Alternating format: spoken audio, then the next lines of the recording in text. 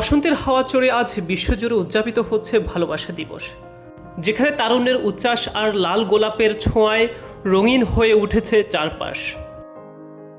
তেমনি চট্টগ্রামের বিনোদন কেন্দ্রগুলোতে দেখা গেছে তরুণ তরুণী আর নবদম্পতিদের উপচে পড়া ভিড়। অনেক ভালো লাগছে, কারণ নিজের সন্তানকে নিয়ে, তারপর নিজের সহধর্মিণীকে নিয়ে ঘুরতে পারতেছি। তাছাড়া এতদিন একটা টেনশন পরিস্থিতি ছিল সারা দেশে নির্বাচনের পর, সেটা অনেকটা কেটে গেছে। সবার মধ্যে একটা দেখা যাচ্ছে আশঙ্কা মুক্ত অনেকেই।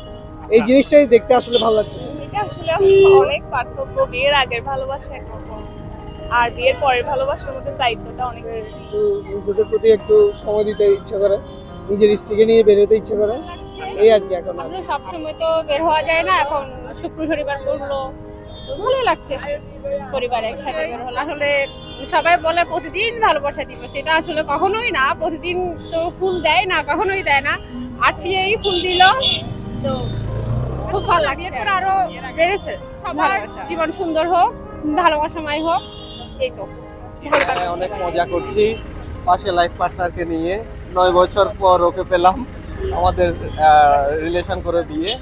আজকের দিনটা আসলেই আমাদের জন্য আছে, পরবর্তীটা বলতে পারবো না, কিন্তু আগে যেরকমই ছিল বিয়ের পরটাও এবার কেন জানি একটা আলাদা একটা আনন্দ বোধ হচ্ছে আমাদের। চাই এই সৃষ্টিকর্তার কাছে প্রার্থনা এটাই যে সবাই যাতে ভালোভাবে থাকতে পারে, যে সুষ্ঠু একটা নির্বাচন হয়েছে, এটা নিয়ে আমরা আনন্দ করতে আছি।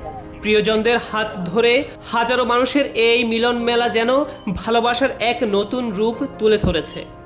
দিনটি রাঙাতে অনেক দম্পতিকে দেখা গেছে লাল বসন্তী রঙে মিলিয়ে পোশাক পরতে। ফারবেস রেজা, দক্ষিণ পূর্ব চট্টগ্রাম।